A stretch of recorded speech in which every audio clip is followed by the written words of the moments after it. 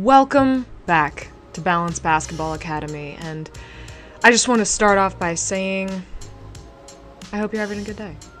And second, we got to 1,000 subscribers, so thank you guys very much for helping me get there. You guys have been super supportive, you've been super cool, and I know that I haven't posted quite as frequently as I want to, but again, there's more to come, so I hope you're excited about it, and then keep watching, keep enjoying, what I'm putting out, and leaving some excellent comments in the comment section and so on and so forth. But I didn't get an opportunity to say that because by the time I was releasing the Klay Thompson video, that was locked and loaded, so I didn't get the chance to put that thank you in there, but that's my spiel. That's it. Let's get into what we're actually talking about today, though. We're talking about drills from TikTok. Is this baller, as in good, or bogus, as in garbage, clown drill, circus stuff, nonsense, right?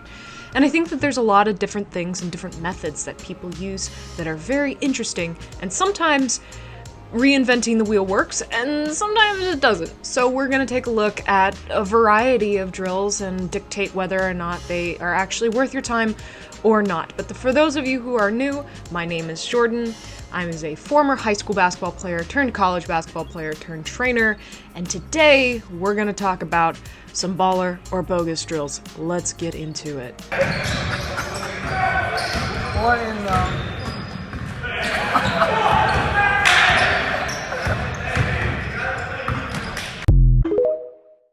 Okay, so the drill says, scammer trainer be like, I'm not gonna go as far as to say that this guy is a scammer. Let's get into what the drill is actually trying to do first. This is not completely useless, but I'm not sure if I'm completely on board with it either. So the reason why trainers will have a kind of like a contact pad or the extender pads is basically to accomplish a similar thing. The difference being, though, is that there's a body physically in the paint making contact with that player, and that way the player can see that person in their peripheral vision, and they can finish regardless of that. Nobody's going to be flying in, the size of a Bosu ball and hitting you midair. Like, you're going to be able to see them somewhat before they arrive, or you might already be aware that they're there before you jump, even. If you're a old coach, you got busted knees and stuff like that, and you really, really can't, go in there and, do pad work, or you don't have an assistant who can do pad work, I guess this is okay. Trying to retrieve the multicolored Bosu balls, though, and overall, it's just not I'm gonna say bogus. I'm sorry, I'm gonna say bogus. It's just like, I understand what it's trying to do, but it's just like branching into the unrealistic. While there's many factors that go into shooting from distance, the two that stand out the most is power and fluidity. So let's go ahead and try this unique shooting drill known as fall-over shooting. This is a great method of developing more power and fluidity when getting into our shot, but it's important that we get into the excessive lean, which helps create momentum when developing more power for our shot. We can also apply the exact same concept from a lateral perspective so we can get comfortable shooting from multiple planes of motion. Okay, so this drill looks like it would be super helpful. I'm going to declare it bogus right off the bat. Here's why. It's trying to create more power and more fluidity. You're naturally going to fall into your shot if you're just doing a dribble pull-up anyway. Because you're not really, this movement isn't very game specific. Ultimately, you can't do this movement because it is very awkward and strange. It's trying to teach you how to be more fluid into your shot, but I'm like, you could just train dribble pull-ups and you're gonna get that same training for fluidity. And the same thing applies with the lateral one. It's like, again, just train dribble pull-ups where you're not completely square into the shot, and then you're shooting the ball. I don't know. It's trying to break things down a little too far when you can accomplish the same thing with a much simpler drill. We've all done this. Go. Now come back this way. Did I ever get my nose on the ball? Like, never. I've seen that drill 100 times. I'm wondering, what are we doing? So here's how it looks at Texas. Right off the bat, I like this guy's accent. It's just got It's okay. I'm not from Texas, but my family's from Texas, so my brain is programmed to like the South. Yeah. That was cringe. I should probably cut that out. Let's move on. Go. Go. Every time, look where my feet are even here. So I'm getting my nose on the ball. I'm turning and running. I'm showing technique. Now, don't let her cross over. If she crosses over, you knock it away. If you're able to cross, she ain't close enough. So if I had a camp and I told a little 8-year-old, hey, put your nose on the ball, here's what they do. This is my nose on the ball. Come on, pick it up, let's go. There, look at that turn and run. There you go, all the way. Turn and run, good. Get up the floor, good. Turn and run, good, real good. So this drill isn't overly complex. It's super straightforward, frankly. And I just wanted to include this video because I really liked the way that the coach described this drill that everyone who's played, I mean, even a little bit of basketball has probably done at some point. Is, you know, one player is on offense, one player's on defense, dribble, cross, da-da-da-da. You get it. You know the drill. But how do you train that drill to where it actually becomes a good drill for you to do on defense, where it actually trains your defense? And a lot of times players are told, move your feet. And you get told that so many times that you don't even really know what it means anymore. You're just like, I think I should do it. But this keeping your nose on the ball is a really good way to kind of give a physical goal that the player can have while they're playing defense.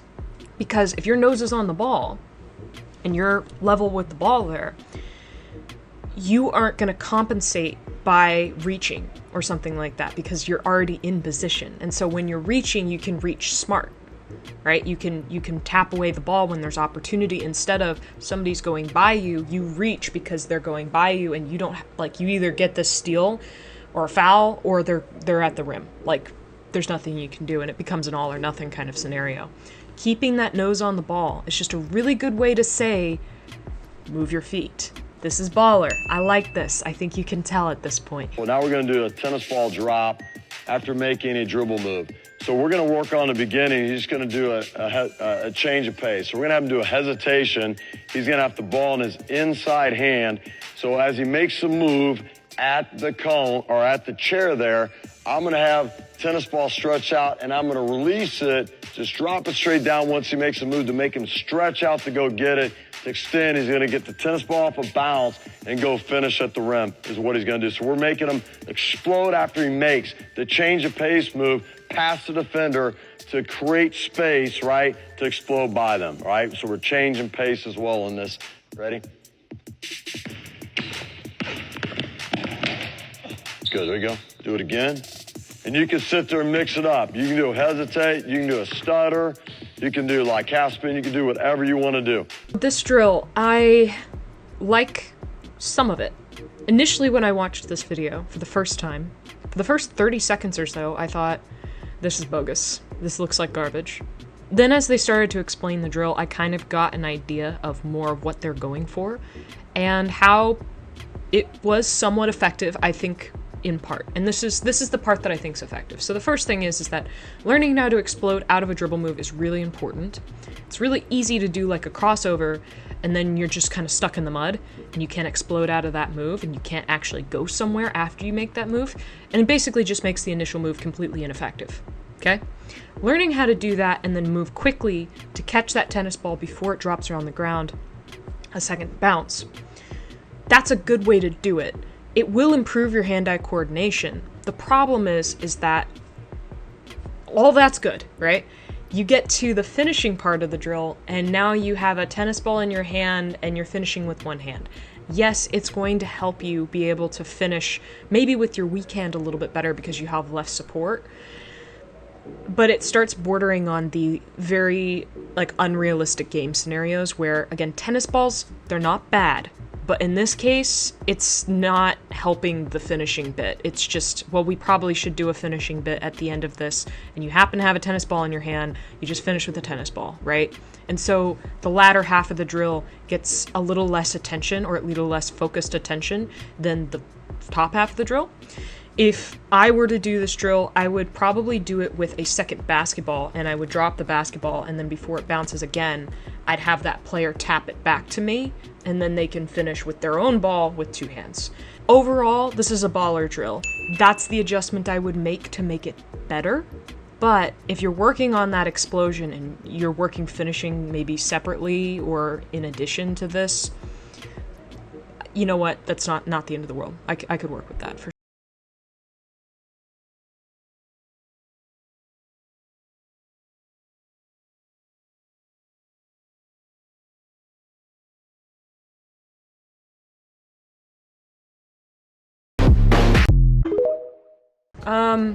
Well, that music was loud. That's not all I have to say about this. Lefty Nation, unite. I am kind of lefty. I'm weird because I'll write, oops, just dropped a pen. I'll write left-handed, but if you see any videos of me, I'm shooting right-handed. I don't know why that is, I'm just broken, but this kid's lefty, so good for him, and he's got a real neat contraption that he's shooting with. Look, I understand why it's there.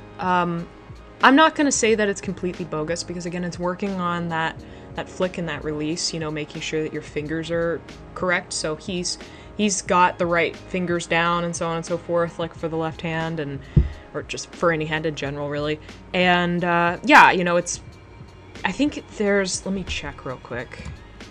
Yeah, there's a place where his elbow rests, which is interesting. I guess that will get your hand used to staying under the ball. This contraption, I will guarantee you, is not cheap.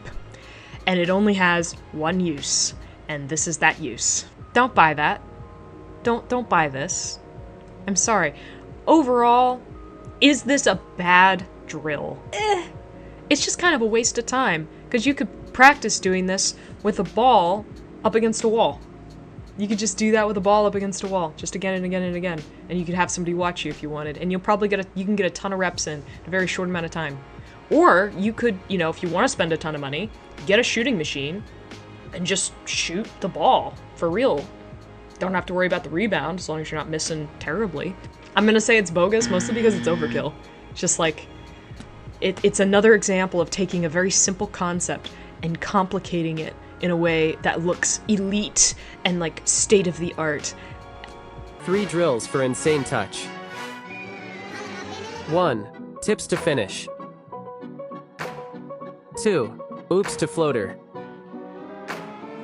3. Spin to 360. Your touch will be insane.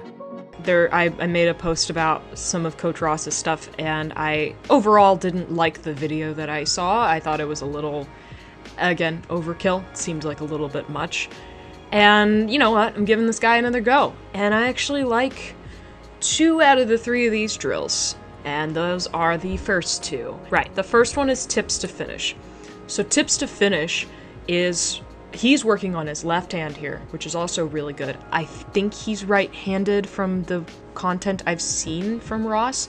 I think he's right-handed, so this is even more of a challenge on working on that touch with your offhand. This is a nice drill. I like this drill a lot. Baller for me. The thing is that he'll tip, tip, tip, and then he'll finish it, so you do end up getting to finish the drill, but initially you're just focusing on making sure you have good touch, and then you're into it. The oops to floater. This is also really good. So a great way for younger players to work on their athleticism, even if they're not doing this in-game, is to get somebody to throw them alley-oops, because they can learn how to catch the ball and manipulate the ball in air and manipulate their own bodies in air a little bit and be able to finish the shot. It's really great for like overall body control, and this is just a variation of that, where you're working on, instead of, you know, having a good angle where you can just touch it off the glass, you're gonna have to float it, and you're gonna have to control your body in air and make sure it's soft enough, but it also has enough power to get there. So I really like this one as well. This is gonna work on your touch considerably, because it's it's a challenging position for you to score the ball in. The last drill though, yeah, spin to 360. No. You're not gonna get very many good reps out of this. You're just gonna get dizzy. And it's not really gonna focus on your touch all that much because again, it's bordering on very inapplicable skills where you're just trying to throw the ball up where it has a prayer of going in.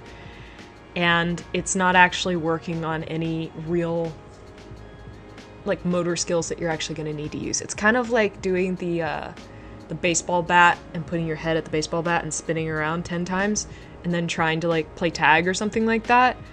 And let's say you trained that every day. Is that going to make you better at being a running back for football? No. Doing an up and under will make your touch softer, right? Because that's a move you'll actually do, and you have to be able to control all that lateral speed and momentum and turn it into a shot that can actually be made. But this is just, we're back to circus stuff. Overall, this whole video gets a baller, but it's because it's a 2 out of 3.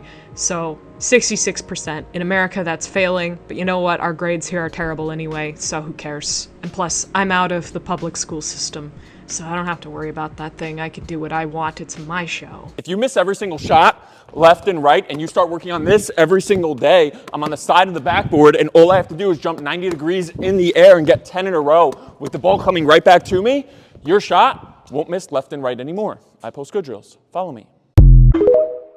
So back to Coach Ross. We got another drill from him. This looks like Bogus. It is not, though. It is actually a good drill. Now, do I think it's a little bit overkill for missing left and right? Yeah, I do. I think that it's trying to accomplish one too many things at once. This is a more advanced version of shooting against the backboard, the side of the backboard, which is a much more narrow target than the whole basket, right? But it helps you really hyper-focus. You're like, okay, I gotta hit that spot right there. Boom, boom, boom. And so if you're dealing with missing a lot of shots left and right, take a breath, step to the side of the backboard, hit the backboard 10 times, and then come back, right? And try and get that feel back and stop, worrying so much about missing and making, and just when you're focused on that one thing, it actually makes shooting easier. If you're just looking for a less eccentric fix, you can just shoot on the side of the backboard. You can also do this as well if you're doing some dynamic stuff where you're into like some dribble pull-ups or some fadeaways or something like that, where your body is moving in the air. This might be a really good way to go about that because, again, you're not going to be as up and down as you would like to be. So you might be moving to the side a little bit. You might be moving left or right or, backwards or something like that. And so this will help you be able to adjust and make those mental calculations. Overall, baller. 3 weird drills for better finishing. Probably never done these before. First one actually makes a lot of sense if you think about it. My eyes are closed and they open on the jump. I've got to locate where I want to place the ball and then place it on the backboard. And I have to do that in a split second, which is a great way to challenge yourself while you're by yourself. So if you need to work on finishing but don't have a partner, this is the way to go. Next one, another weird one. Get a tall object and jump over that shit. We're back to this. We're back to the jumping over stuff now. I'll let him finish, but guys, if you've seen my other videos, guys, no.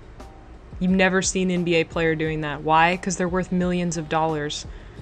And they trip over something like that and they land on their, wrist or something, break their wrist, they're out for 3-4 months.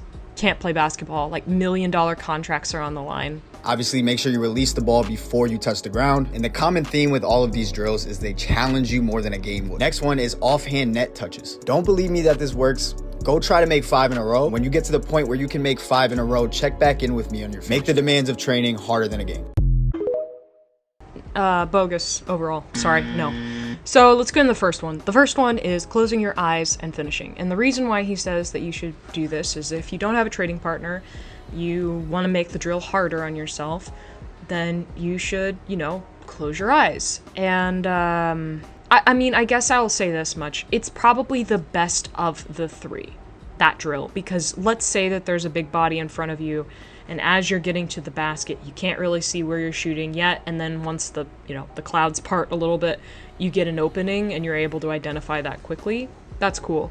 I don't know if I would go out of my way to close my eyes and finish, mostly just because it's still kind of dangerous, like it's just unnecessary. I like being able to see where I'm going. It is a sport that does require visual input, so I do like to have that. But that's just me.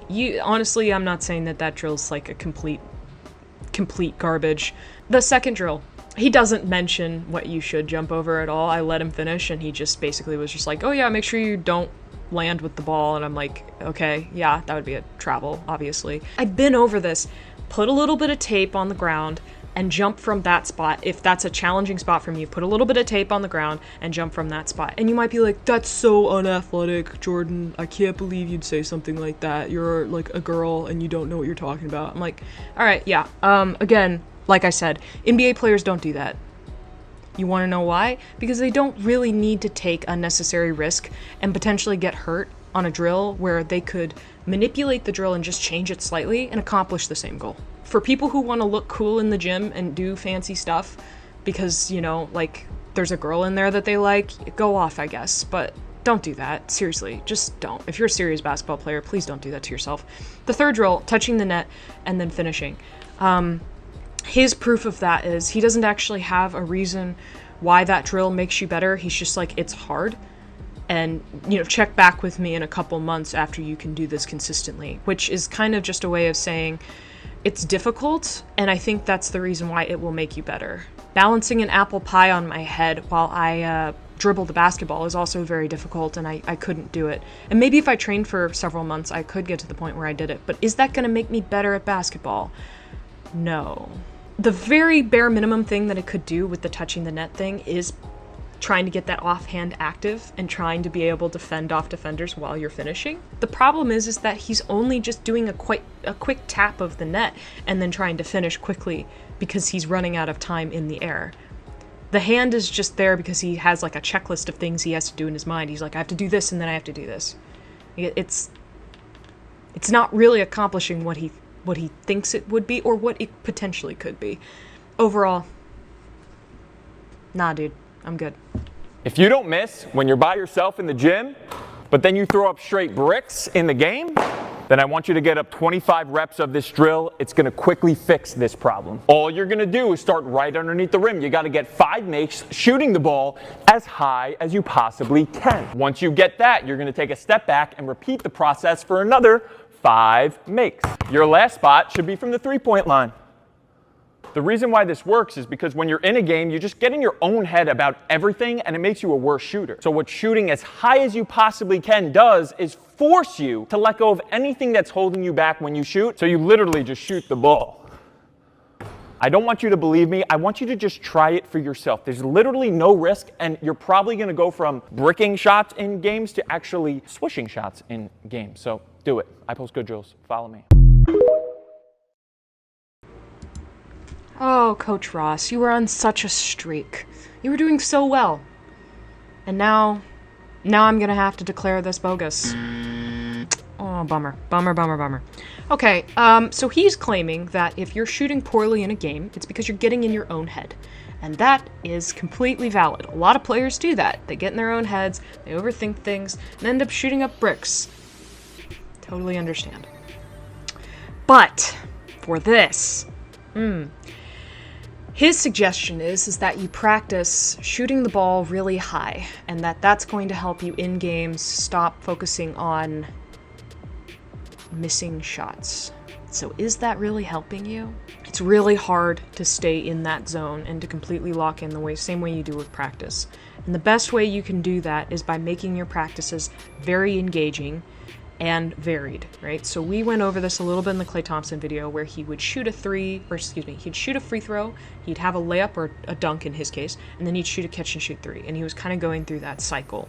And it prevented him from getting in this monotonous rhythm to where he was shooting a different shot each time, and he's really challenging his brain and making sure that he knew the right touch, the right kind of shot, the distance. all the things that he needed to do for each and every attempt.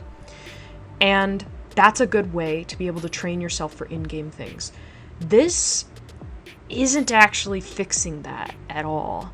It's just adding another like quick fix band-aid onto the problem, and it's gonna fall off as soon as it hits a little bit of condensation. Like, it's not gonna do anything. Maybe you shoot really flat during games and you need to remember to get your arm under the ball. That would be kind of a solution for that, but that's not really what he's saying either. So overall, I'm sorry, Coach Ross, but you're only 2 for 3 today. So maybe next time things will be better. But, well, that's really all I have for today. That's the end of it. That's the end of the video, and now that we're at like 1,000 subscribers, I'm feeling confident. I'm having some fun. I hope you had some fun. I hope you enjoyed this, and you know, let me know if you guys have any videos or people that you want me to cover of stuff like this. I'm hungry for more TikTok drills. I love scrolling through TikTok sometimes and watching random basketball drills, and that's what ends up creating all these videos. So yeah, I hope you enjoyed this episode of Baller or Bogus, and for those of you who are new, please like, subscribe, maybe share the video. I don't know where people share videos. I'm not on social media enough to know things. I just scroll sometimes. I don't know. I'm not an expert. But those of you who are less new, like the video, comment maybe. I have to encourage people to engage, but you guys are already engaging. You're having fun, so I appreciate it. And for the rest of you who made it this far, thank you very much, and have a great rest of your day.